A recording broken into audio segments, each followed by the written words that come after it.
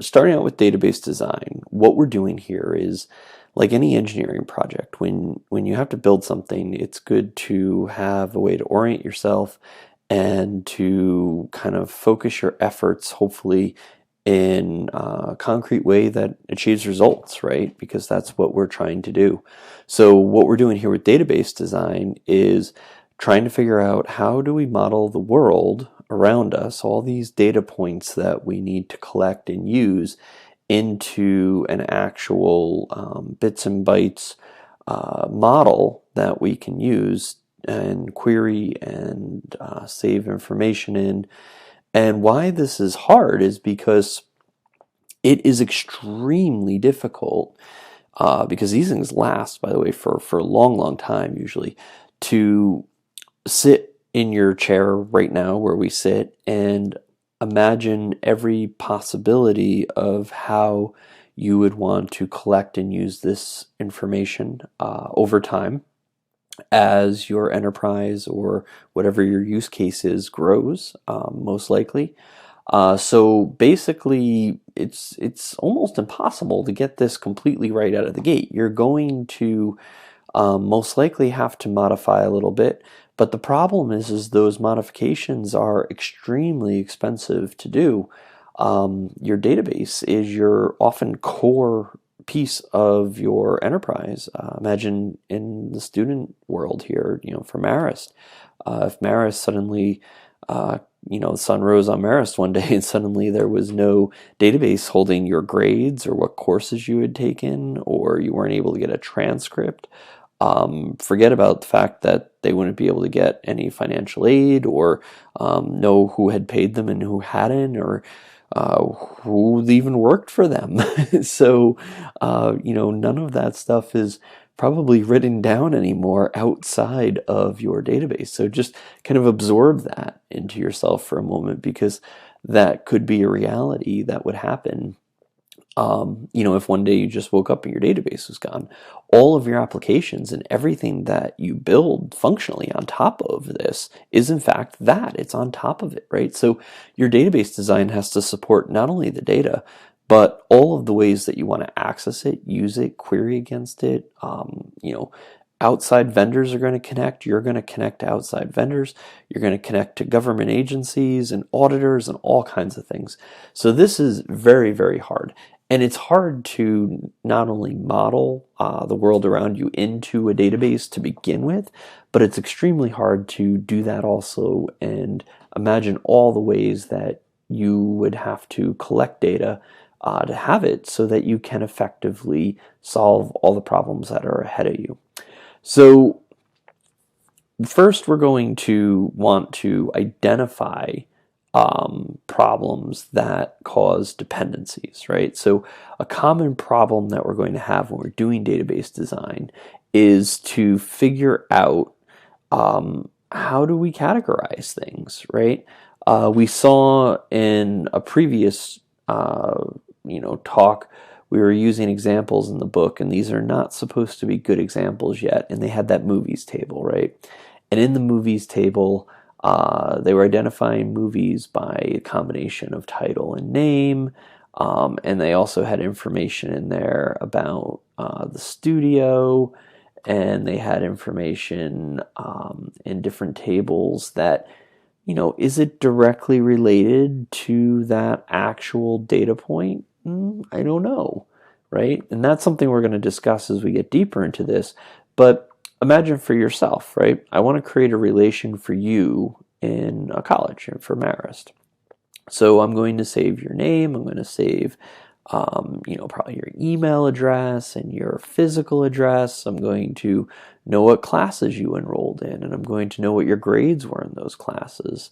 So do I create like this one relation, and it has your first name, last name, it has the courses you're enrolled in, it has the grades you got in those courses, it has your address, it has your email. That might start to sound scary, right? Because how many courses are you enrolled in right now?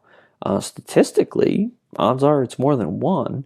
So how do I store that? Do I create fields, attributes for every possible amount of courses. Like, maybe a student could take 10 courses in a semester, so I'm going to have 10 fields. And most people take, graduate course, 2, but, undergrads maybe 4. So what happens with those other attributes, right? They're just empty.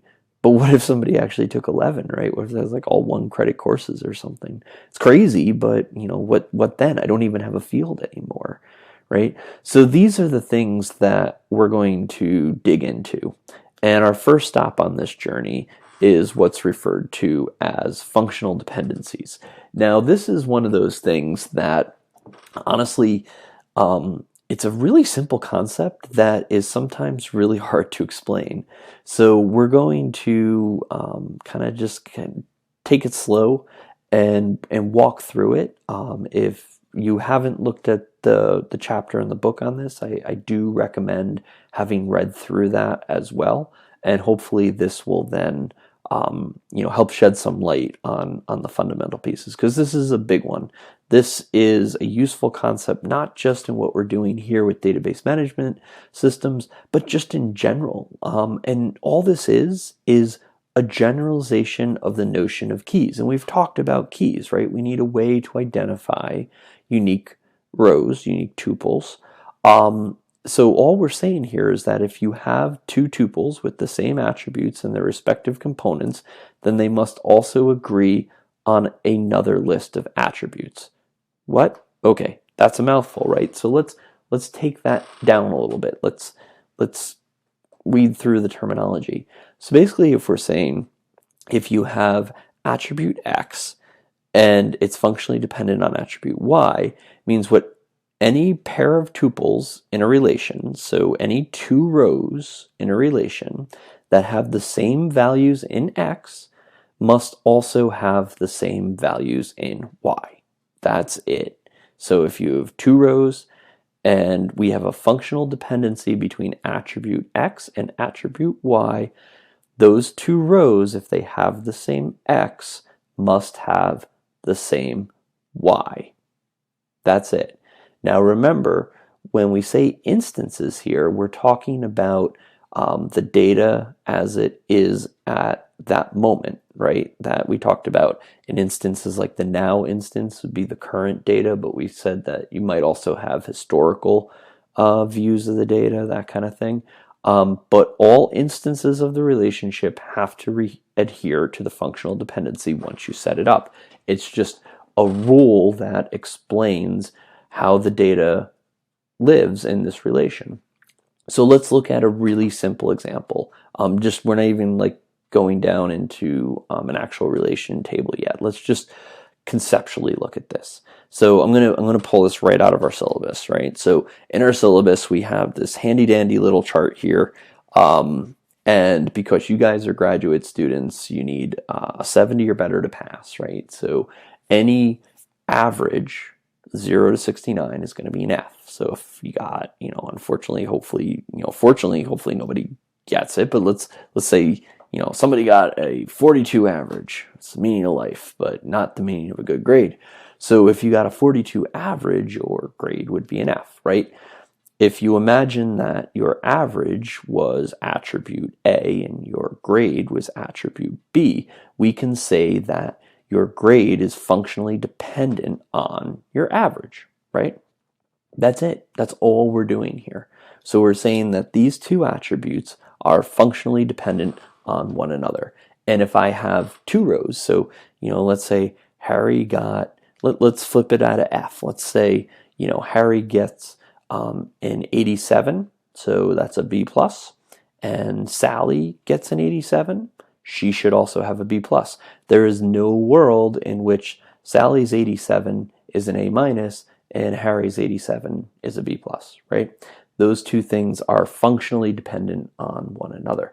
So that's all this is. Like you read through the definition and you look at some of the set logic, and it doesn't always make sense the way that it's written out, but that's what it is. So now let's see how we can take that and apply it to what we're doing here, right? So let's imagine that we have these same two things, and now we're actually going to see how we generalize it into just relations and attributes, that kind of thing. And then I'm actually going to show it in a database, and then we're going to kind of go from there. So when I say t.average and u.average here, t and u represent the two tuples, right? So these are the two rows that we're evaluating. So let's go back to Harry and Sally. So Harry could be t and Sally could be u. If Harry's average and Sally's average are both 87s, then their grades will also be the same, right? They could be plus. Now, that's all this is. And then when you generalize it, you can just now abstractly bring it down, and you can say, t dot average and t dot grade being functionally dependent is the same as saying A is functionally dependent on B, right? Or u dot average is functionally dependent on u dot grade, right? So this is the same as saying A is functionally dependent on B. R is the relation. So all we're doing is we're saying A is functionally dependent on B of relation R. So for every row T and U, or every tuple T and U in our relation R, we can say that T dot A equals U dot A is functionally dependent on T dot B equaling U dot B, right? But we can then make this a little bit more formal with sets. So rather than specify specific, or even having to know how many attributes we need in the set, we're just going to generalize and say, a set of A to AN, meaning any number of A in a set, functionally dependent on any number of B, B1 to BM, right? So that's all we're doing here, is we're just formalizing that. Now here I'm going to actually, let's create a quick database out of this, right? Just to kind of see how this applies. So I have a create table statement here. This is all, by the way, MySQL. In case you want to paste this out, you can and just run it yourself and play with it. Sure. I mean, I'm going to give you the output of the table on the next screen anyway. But I'm creating a table. It's called student EX. So our relation is called student EX1. It has 3 attributes: name, average, and grade. Data types are obviously varchar, integer, and char. And then I insert into it 3 different tuples. So we have the first one, I got a 96, which is an A. Sally got a 96, which is also an A. And John got a 75, which is a C. So that's all we're doing here.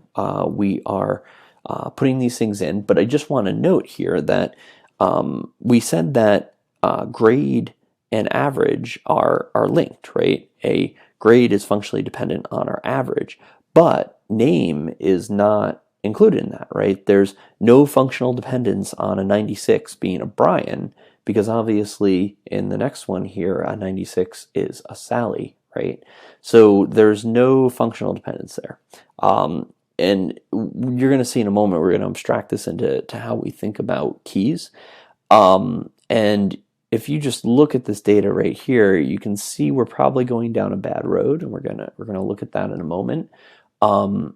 The only thing, and this is only because of the data in front of us, you could say is really a key here, or a candidate to be a key, is Brian, Sally, and John. Those are unique, but that's silly because everyone knows that it's first name, and there's going to be other people with the same first name. So the actual only key that we have then is the combination of all 3. But let's take a look at that. So, whoops, I went the wrong way. So here is now the output of that table where we just inserted those, and this is bad now. Now we can see our functional dependency itself is working, right? We have Brian and Sally both have a 96, and they both have the same grade, which is good because we said that the functional dependency means that, Brian's can't be an A minus while Sally's is an A, because they're both a 96, assuming that that is true. But what's gone wrong here, right? What is the unique combination? We want this to be a key now. So if I say that the key is the combination of the average and the grade, we have 2 tuples that both have the same key.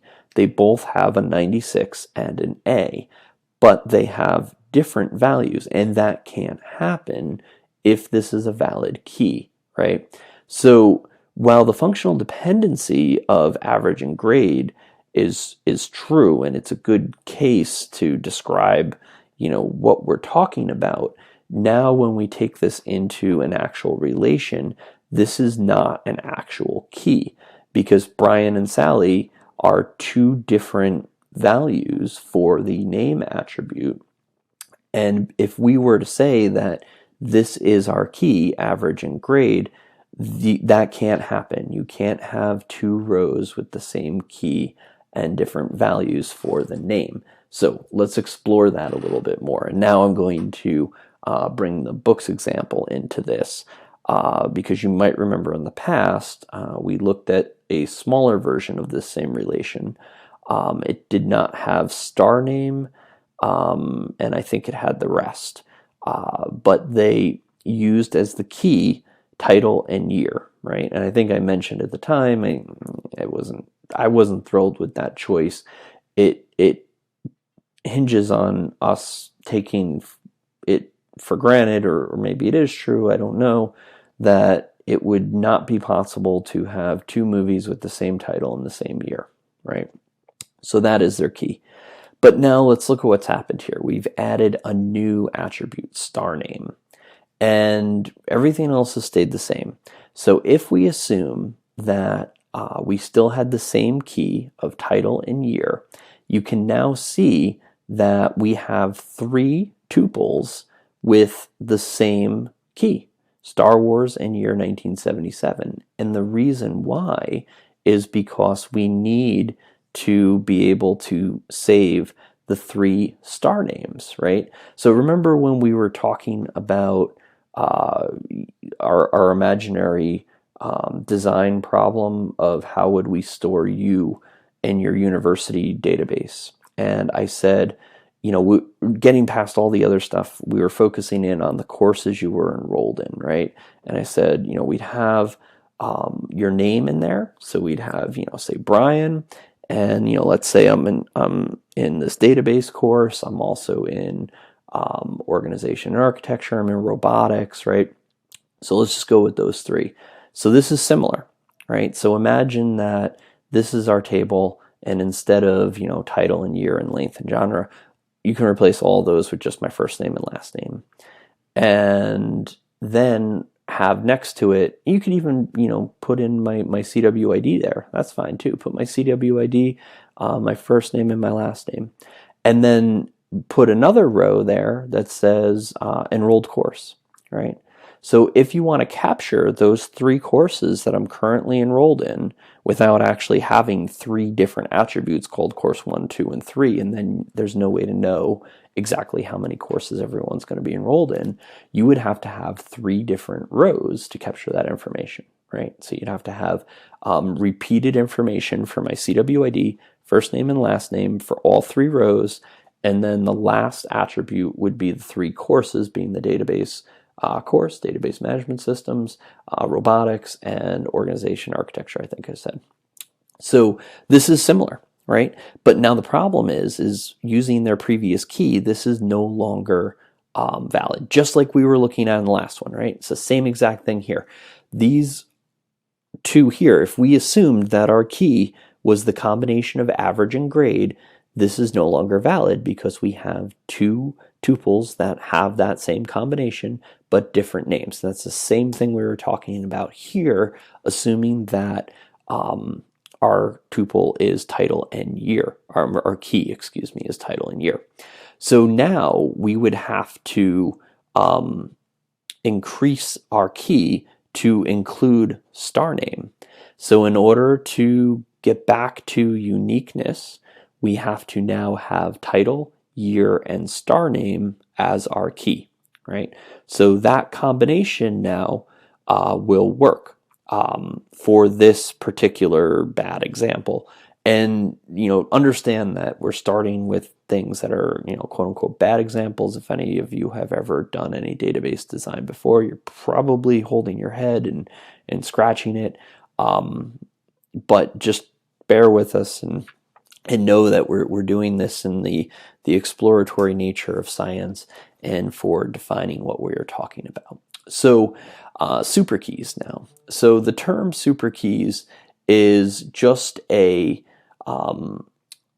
set of attributes that contains the key. So that is, it can be any. Every key is a superkey. So like if we go back here and we say, okay, what are our possible keys? So title, year, and star name are a possible key because they make it unique. But technically, title, year, length, genre, studio name, and star name all together are also a possible key. They're not a minimal key. We'll talk about that in a moment, but they are a possible key, right? So anything that can be unique is a possible key. It doesn't mean that it's the best one. It's not necessarily the one that you're going to choose as your primary key, but anything that can be unique is a possible key, right? So every key is a superkey. However, not every superkey is a minimal key. And that's very important to keep in mind. So a minimal key is one that we're going to look to probably choose most likely for the purposes of keeping track of things. We'll talk more about that as we continue.